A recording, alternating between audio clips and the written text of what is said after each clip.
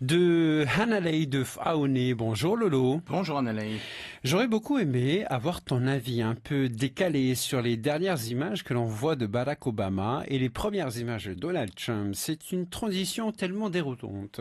Oui, nous sommes dans une société moderne d'images et parmi les images qui nous viennent de différents médias, il y a les adieux du couple Obama et l'arrivée du clan Trump à la tête des États-Unis. Et c'est vrai que le contraste est assez, frappant.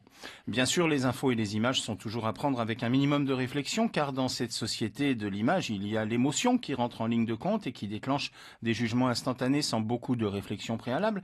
Il y a aussi beaucoup de communication, donc de stratégie. Et puis, il y a aussi des possibilités d'intox.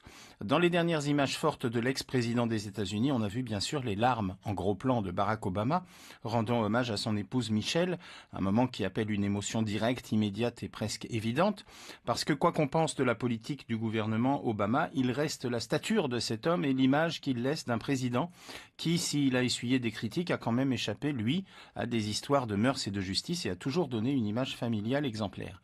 Oui, le contraste est extrême avec le nouveau président. Alors bon, je passe sur l'aspect physique parce que tout ce qu'on pourrait dire nous ferait immédiatement tomber dans la caricature tellement le grand écart est évident entre les deux hommes. Trump, c'est l'excès et l'absence de limite. Même si on a vu que son langage de campagne s'était considérablement assagi après l'élection, il n'empêche que chasser le naturel, il revient au galop. Dernier exemple en date, la réaction du nouveau président face aux déclarations de Meryl Streep au Golden Globe, qui faisait l'apologie de la diversité ethnique. La réplique agressive et insultante sur Twitter de Donald Trump a été celle d'un homme nerveux, indigne d'un homme à la tête de la première puissance économique mondiale.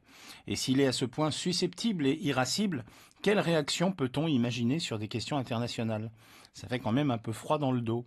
Et donc, parmi le flux d'informations qui nous arrive autour de Trump et qu'il faut, répétons-le, prendre avec des pincettes, il y a les dernières révélations russes dignes des pires tabloïds qui, sans rentrer dans le détail, viennent quand même s'ajouter à un chapelet d'histoires glauques et sulfureuses indignes de la fonction suprême. Même en supposant qu'il y ait 60% d'intox dans ce qu'on raconte sur Trump, les 40% restants sont largement suffisamment flippants.